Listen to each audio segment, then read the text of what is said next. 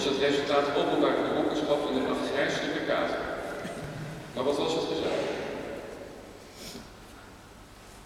In al die studiejaren zagen we elkaar vrijwel dagelijks.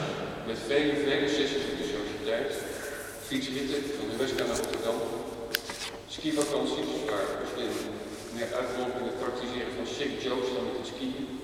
Ja. Het feutenkamp met sessie 80, met Oslin als prezes, te veel om op te noemen. Oslin hield zijn vriendenclub bijeen. Oslin was gek op het Eurovisie Songfestival. Oslin hield van onze kinderen. Oslin kende de data van alle verjaardagen en allerlei andere min of meer relevante data uit zijn hoofd. Thuis kwam ik van vakantie vorig jaar toch van grote bosbloemen bij de voordeur van Oslin. Om ons te feliciteren met de huwelijksdag die we zelf vergeten waren.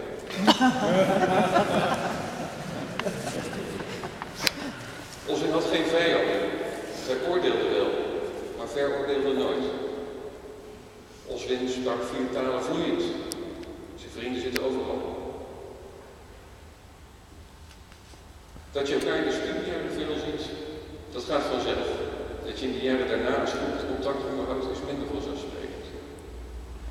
Dat ons dat wel degelijk gelukt is met zekerheid te danken aan Oslin. Oslin hield zijn schaapjes bij.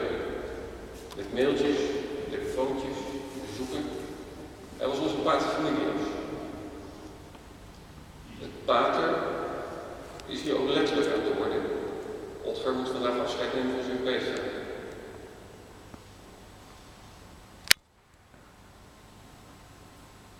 Waar wij als vrienden veel banen kregen in het logische verlengde van onze studielagen, volgde Oslin zijn gevoel en maakte hij de lust in zijn leven tot zijn werk. Hij vertrok naar Berlijn. Wij hadden niet allemaal evenveel affiniteit met zijn tak van sport, maar de vrolijke rondleiding in zijn winkel staat goed op het netvlies, met veel koers en a's.